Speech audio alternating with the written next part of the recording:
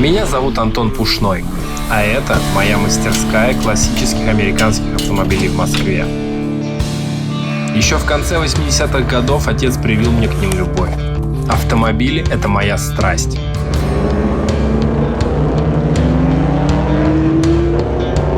Как и в любом деле, главное — это команда и любовь к процессу.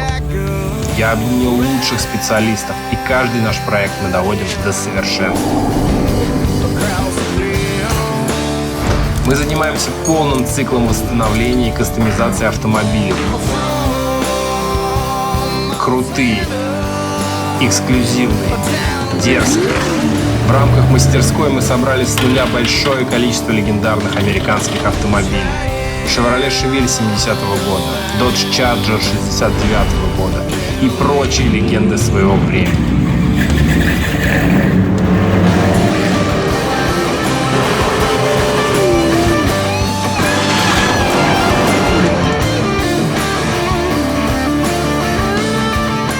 Люди обращаются к нам не за тем, что им нужно, а за тем, о чем они мечтают.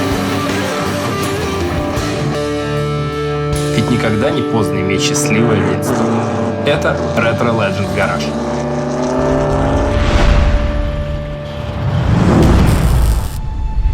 Друзья, всем привет и добро пожаловать на канал Retro Legends Garage. Этим прекрасным солнечным зимним днем я хочу вас познакомить с потрясающим человеком и его легендарной коллекцией автомобилей.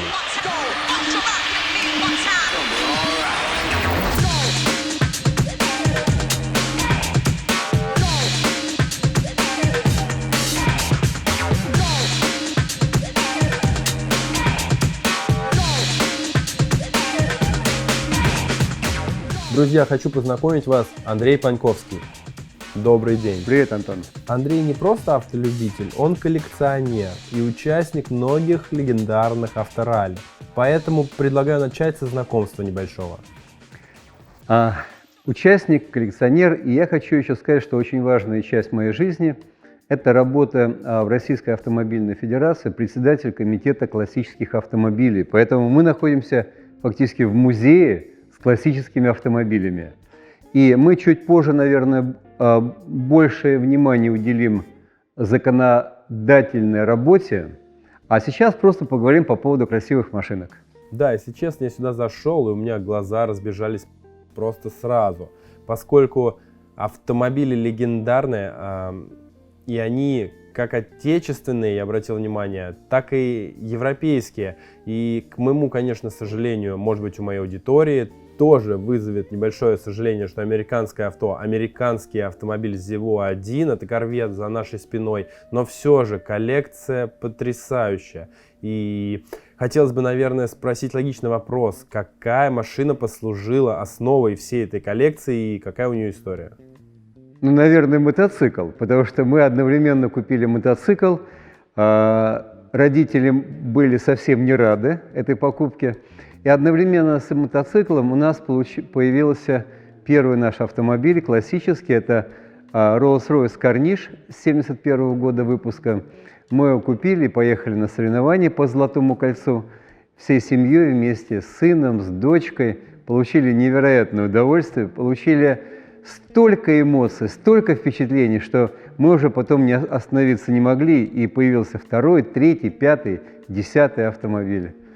Собственно, с этого автомобиля Corniche все и началось. Как давно это было? Это было 15 лет тому назад. А сейчас сколько автомобилей в коллекции? Ну, свыше 30. Ну и, конечно, вот мы говорим о редких автомобилях. Этот автомобиль является редким не только в нашей стране, но и в мире, потому что пальцев одной руки больше, чем сохранилось таких автомобилей. Это автомобиль Альфа Ромео RL Super Sport 25 года.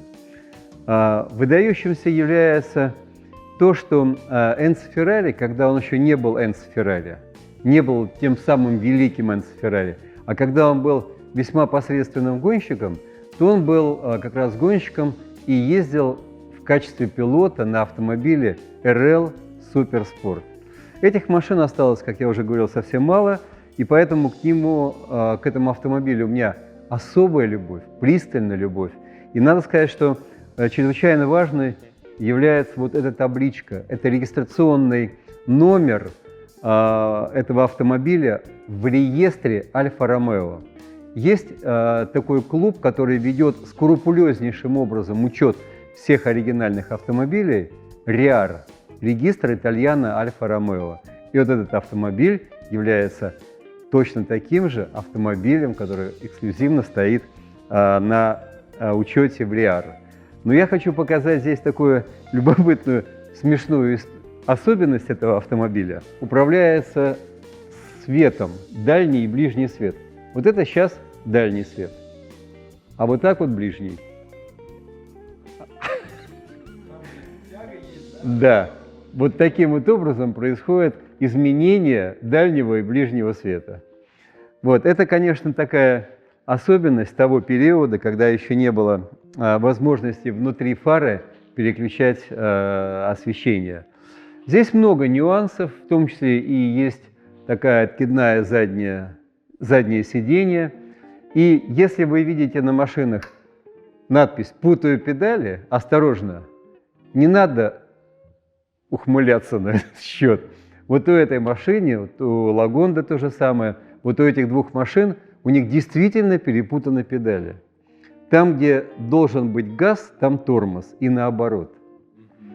То есть, когда садишься за руль такого автомобиля, нужно вот в голове сделать переключение и понять, что да, я еду на Альфа-Ромео, вот на этой машине, и у меня педаль газа по центру, а педаль тормоза справа. Да. Этот автомобиль часто принимал участие в соревнованиях мили-мили, очень много проехали 1000 километров на этом соревновании. По-моему, наверное, раза 4 мы или 5 на этом автомобиле приняли участие на мили-миле. Конечно, на машине 25-го года это тяжело, поэтому последние годы мы участвуем на других машинах, более комфортных в управлении. Но, тем не менее, на целом ряде московских соревнований мы запросто принимаем участие на этом прекрасном автомобиле. Невероятно красивый автомобиль. Я лично таких на дороге никогда, естественно, не встречал, раз их так мало. Ну и подобных автомобилей той эпохи тоже как бы достаточно мало, особенно в Москве. И классно, что есть такие автомобили, классно есть, что есть люди, которые ценят эту эпоху, эту культуру, держат их прежде всего в аутентичном, классическом состоянии и придерживаются именно тех правил, что на таком автомобиле должны стоять только исключительно оригинальные запчасти и детали, и что машина содержится в таком прекрасном месте, где тепло, сухо и комфортно.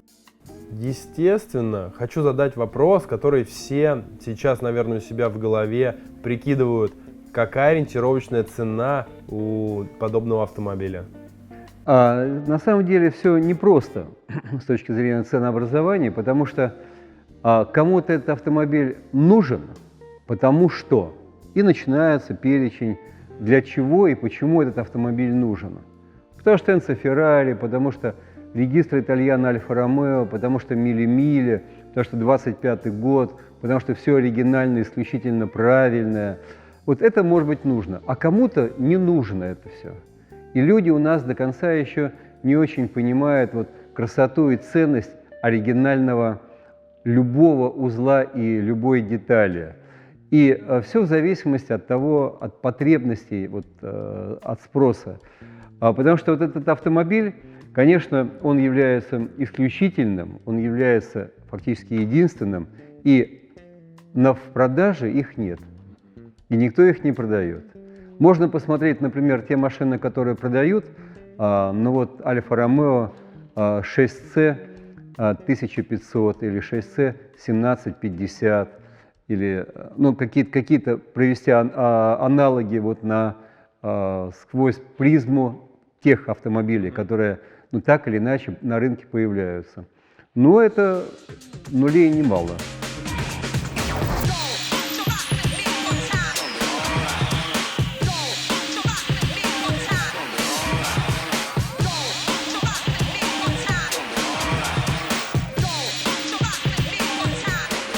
Jaguar E-Type. Здесь представлены целых две версии, кабриолет и закрытый. И, на мой взгляд, это одни из самых потрясающих, красивых европейских автомобилей тех времен. И, кстати, когда Jaguar выпустил эту модель, они попали сразу в точку, поскольку это был спортивный автомобиль, он был сегмента лакшери и он был максимально комфортный. Американцы же, в свою очередь, когда делали машину, похожую на эту модель Jaguar, сделали Corvette C2. И объяснение, почему здесь он всего один, поскольку Андрей любит аутентичные автомобили, а Андрей знает, и мы знаем, что машины из Америки, да тот же C2 Corvette, обычно продаются уже с каким-то колхозом, и очень трудно найти максимально классическую и аутентично сохраненную машину. И, видимо, это одна из них, тот редкий Corvette C2 в полном оригинале. Ориентировочно 63-65 года выпуска, и он максимально аутентичен. Скорее всего, он был перекрашен, поскольку вот в некоторых местах поднялась краска новая, и под ней мы можем наблюдать оригинальный бледно-синий классический цвет. Также Андрей сказал, что у машины все вины, вин кузова, вин двигателя, вин коробки, грубо говоря, номерные агрегаты, они бьются с документами от производителя, никакие элементы здесь не менялись. Давайте заглянем под капот, посмотрим, в каком состоянии все там, но я уверен, что машина в идеале. А нет, к сожалению, я не совсем угадал. Здесь видно, что была приложена рука современности, кто-то уже тут что-то колхозил, видно, что все спрятано в какие-то современные пластиковые гофры, все реле висят вот здесь на крыле, коллектор обмотан как-то очень ужасно, установлен уже не родной аккумулятор, не родной фильтр, какая-то накладка, которая скрывает за собой зажигание. Ну, это все можно исправить, но опять же, как и сказал Андрей, американские автомобили зачастую в большей своей мере уже кем-то заколхожены, поэтому он не видит ценности в их коллекционировании, поэтому здесь их так мало.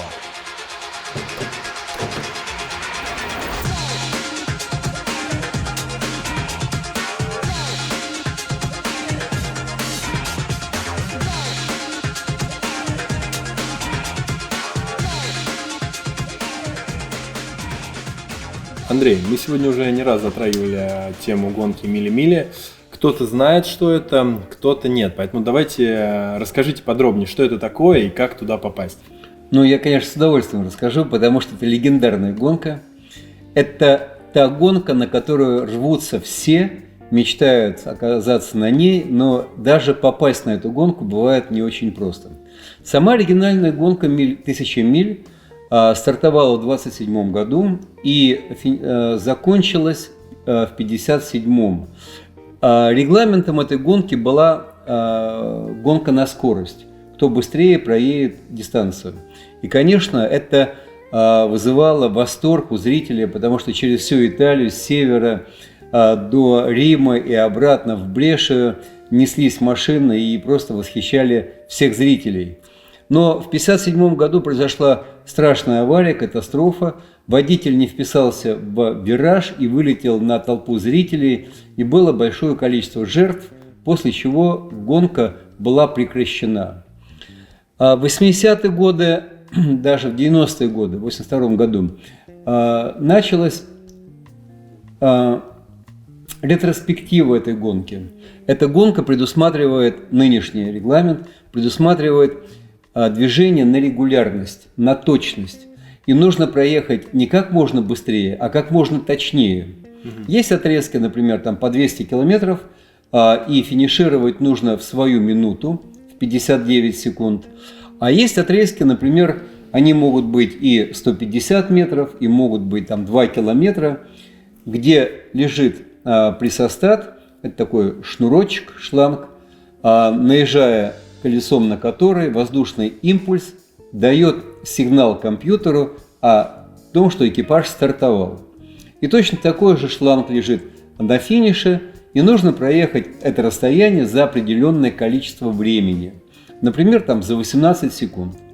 И тот экипаж, который проехал за 18 секунд, получает определенное количество очков. А те, у которых отклонение, или быстрее проехали, или медленнее проехали, то, соответственно, они получают штрафные баллы. То есть это у нас не гонка на максимальную скорость, где надо прям вот быстрее всех доехать. Это у нас гонка, наверное, как ориентирование, да, на результат на каждом отрезке. Да, и на точность прохождения. Угу. И причем точность измеряется, вот секунда – это отрезок времени. Секунда делится на 100 долей.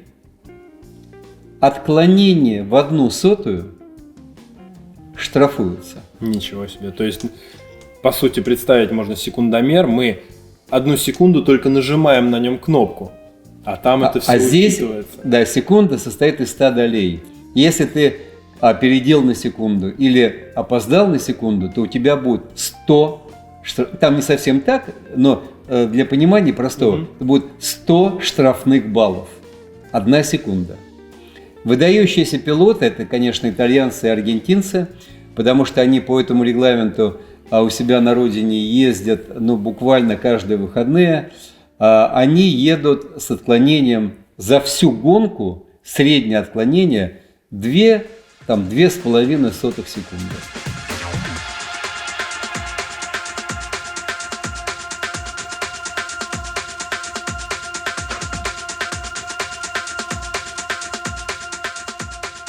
А это у нас, кстати, копейка. Это 319-й кузов.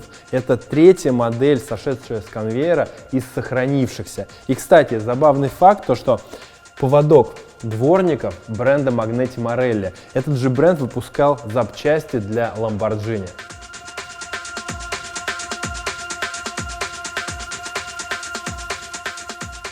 Кстати говоря, мы оказались здесь в цветнике автомобилей, которые принимали участие в легендарном ралли мили-мили, 1000 миль. Альфа-Ромео, Лагонда LG45, Райли Брукландс. И вот автомобиль, который не принимал участие в мили-миле, но должен был бы принимать. Потому что именно этот автомобиль в 1952 году на заводе Ягуар модернизировался для участия в мили-миле. Мили-миля, 1000 миль.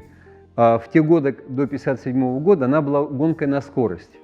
И это был самый мощный маркетинговый шаг. Если какой-то концерн выигрывал, то, конечно, продажи машин этого концерна взлетали.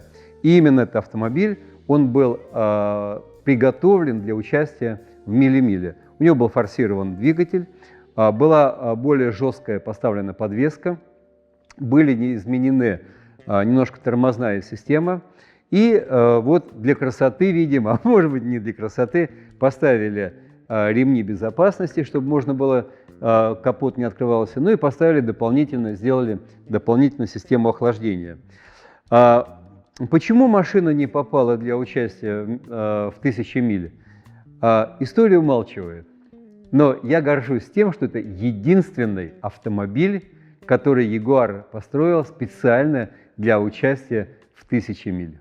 Ой, много мы проехали. И мы в Италии ездили на соревнованиях Милан-Сан-Ремо, Тарго-Флория и на всех московских этапах. Она принимала участие во множестве этапов Кубка Российской автомобильной федерации, по ретро-ралли, в других клубных соревнованиях, в ралли Шапар. Вообще очень много.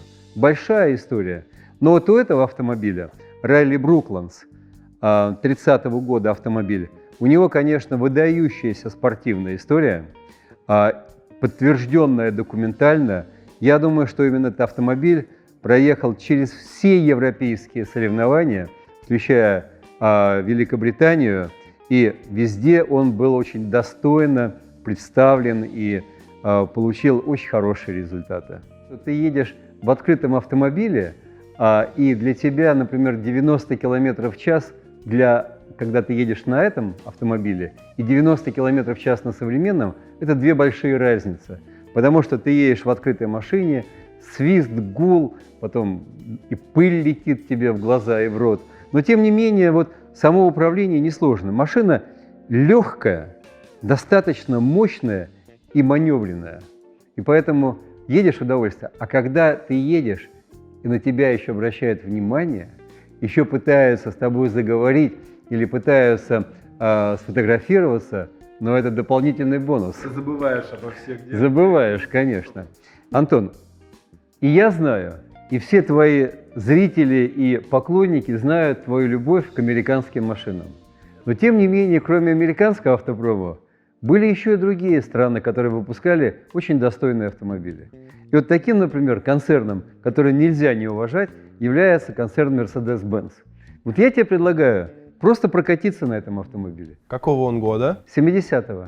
В принципе, я могу его здраво сравнивать со всеми нашими американцами, которыми мы занимаемся, поскольку они у нас тоже эпохи 60-х, конца 60-х, начала 70-х. И в принципе он подходит для сравнения, и я принимаю предложение и с удовольствием проведу небольшой тест-драйв.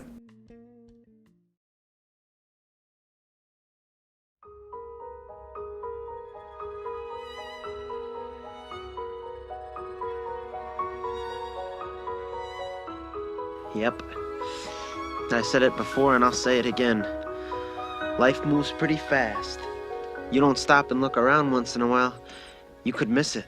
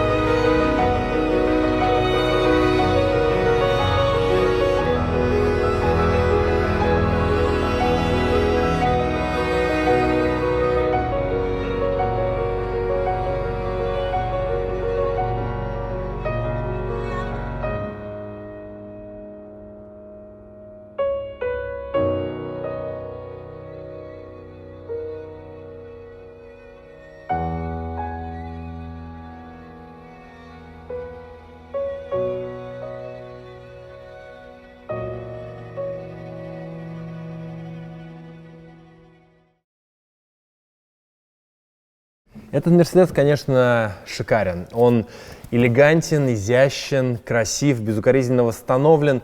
Но это не то, на самом деле, с чем мы привыкли работать. Это красивая историческая модель. Но мне все-таки приятнее работать с настоящими брутальными американцами.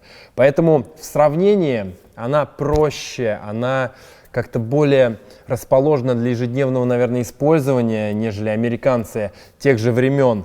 Она более мягкая, более плавная, но у нее нет какой-то вот такой вот харизмы, той самой черты, ради которых мы любим американские автомобили из тех фильмов, на которых мы росли. Это разные все-таки вещи.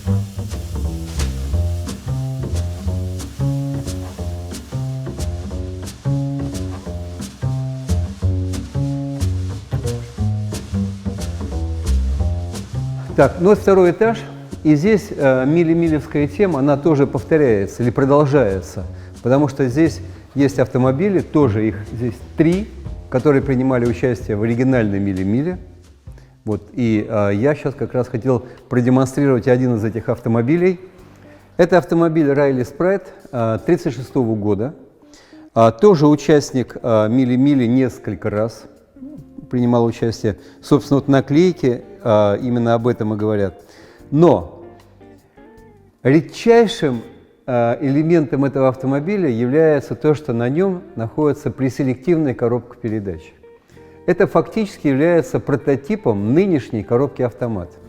И это сделано было намеренно и очень важно, потому что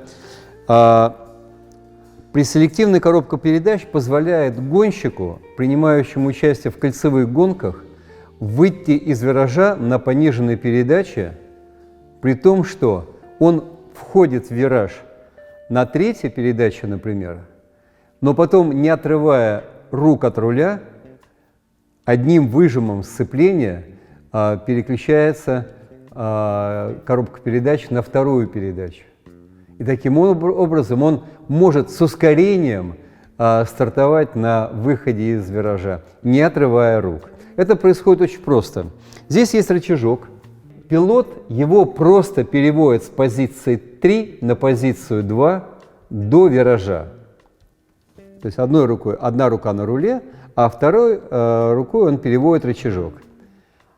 А во время виража он уже не отрывая рук, нажимает сцепление, и только в этот момент машина переключается на вторую передачу. Гениально. 1936 год. Специально была разработана для кольцевых гонок.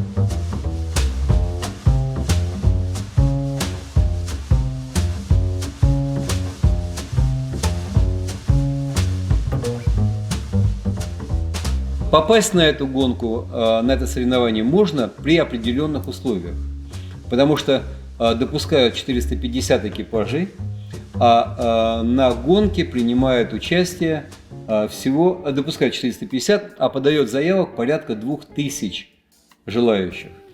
Это единственная гонка, на которую на все гонки ты, пожалуйста, подал заявку, и тебя с радостью встретят и примут. А на эту гонку еще нужно умудриться попасть. Для этой цели нужно, чтобы у тебя был автомобиль марки и модели той, которая принимала участие в оригинальной «Мили-Мили» с 27 года по 57.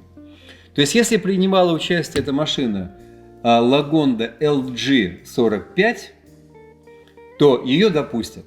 Если LG45 не принимала, а принимала M45 Rapid, то эту машину не допустят, а допустят M45 Rapid. Интересно, но при всем при этом, если она участвовала и ее допустят, она должна соответствовать определенным критериям. Конечно, конечно. Она должна быть абсолютно оригинальной. Есть мировой институт, который определяет аутентичность, оригинальность автомобиля. Он называется FIA. Он отвечает именно за этот параметр.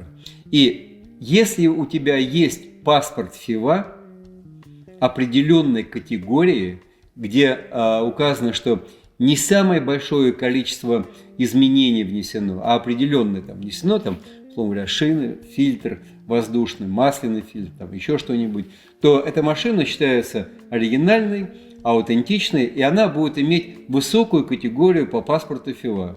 И она тогда может быть допущена до участия в соревнованиях.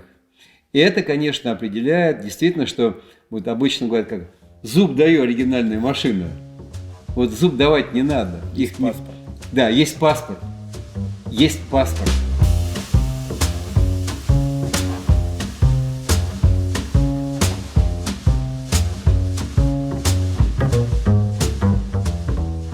Многие из вас, наверное, подумали и представили, что это Феррари, но нет.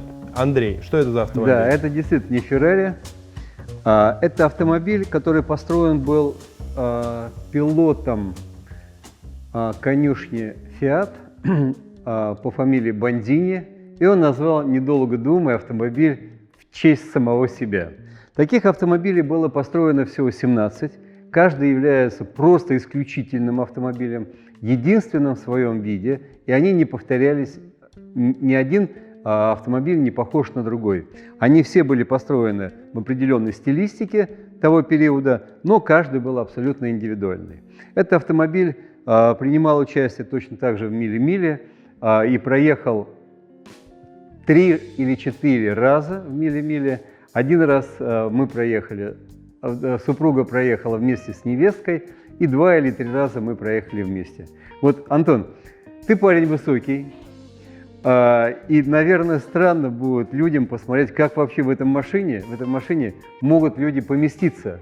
Я тебя приглашаю присесть хотя бы в этот автомобиль и почувствовать себя пилотом на ралли «Мили-мили». Нам и вдвоем будет достаточно комфортно. Я считаю, что места здесь достаточно. Вполне прилично. Да, будут небольшие проблемы с педальным узлом, поскольку все-таки руль у меня зажат коленями. Но в целом прокатиться на ней не составит труда. И, в принципе, я думаю, даже если привыкнуть, найти положение для себя более удобное, можно и 1000 миль дать. Так, Антон, я понимаю, что ты можешь на прямых отрезках совершенно запросто руль держать ногами и есть бутерброды. Антон, в Бондине посидел, отчего бы в BMW не посидеть?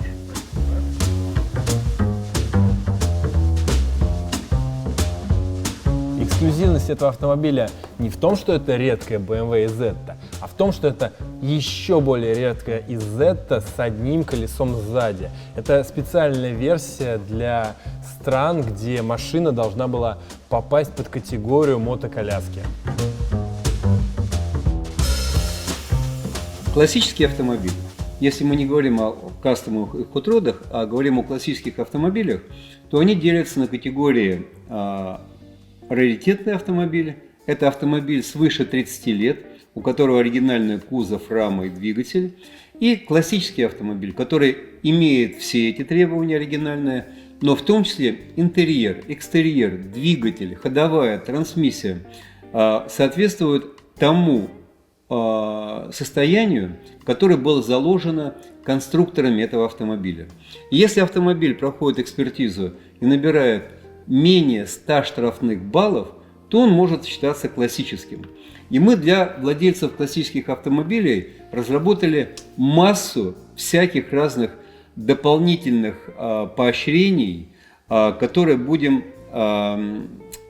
внедрять в жизнь после того, как появится постановление правительства Российской Федерации, на котором мы сейчас работаем. ГОСТ мы выпустили, сейчас работаем над постановлением правительства. И мы хотим, чтобы эти машины стояли на учете как классические, номера классического транспортного средства, ну и там много всего. Для того, чтобы определить критерии классического автомобиля, мы на протяжении 4 лет собирали экспертов, реставраторов, историков, коллекционеров. И мы выстраивали вот те самые требования, которым должен соответствовать классический автомобиль. Да, у нас зачастую были мнения противоположные, и мы, но за грудки мы не хватались, и никто с фингалом не уходил, но тем не менее все было достаточно так эмоционально. Ну вот тоже машина, принимавшая участие в «Мили-мили», Peugeot 203S. Кстати, очень комфортный автомобиль. Мягкий, уютный. У меня ощущение такое, что сидишь в зимней шапочке с помпончиком, наверху лыжи, и вот таким образом едешь по Альпам специально, как доктор Плейш. Я бы прокатился с удовольствием. Это да, на «Мили-мили», да. Андрей, я, естественно, не мог не обратить внимания на 2 этих автомобиля. Это ИШ, и они странные. Этот вообще какой-то непонятный 90-го, что ли, года. Что они здесь делают? Почему в такой крутой коллекции находится 2 ИЖа? Это интересный вопрос и интересное твое представление по поводу года. И, наверное, это все вызвано и формой автомобиля, и вот этими дворниками, которые стоят на фарах. Это прототип. Был создан в 1970 году. Этот автомобиль. Тогда, когда ВАЗ начал выстраивать ВАЗ-2101, копейку известную, вот на Ижевском заводе был создан этот прототип. Он имеет обозначение О1. Это на самом деле вторая машина этой серии. Первая серия 2126 со знаком Т, технологическая, а это опытный образец. Деревянный спойлер, обтянули его какой-то фольгой и установили на автомобиль. Это автомобиль уже фактически чуть помоложе. Это тоже прототип. Единственный экземпляр – это уже Ода. Раньше они назывались Орбита, но это имя было уже занято итальянским там автомобилем и переименовали в Оду. Это выставочный экземпляр, который представлял ижевскую продукцию.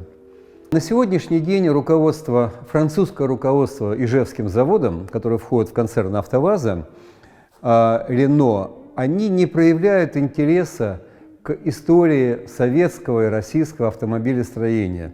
Для них важен сегодняшний день, сегодняшние показатели рентабельности, выпуска и так далее. Поэтому для них история АвтоВАЗа и Ижевского завода, она является чьей-то чужой, не своей, не родной. И отношение, соответственно, крайне небрежное. Длительные переговоры с руководством завода все-таки дали возможность эти машины выкупить. Вот сейчас 3 уже восстановлены, находятся в готовности для экспозиции, и мы предполагаем выставку и на ВДНХ, и вместе с Росконгрессом. То есть у нас большие планы.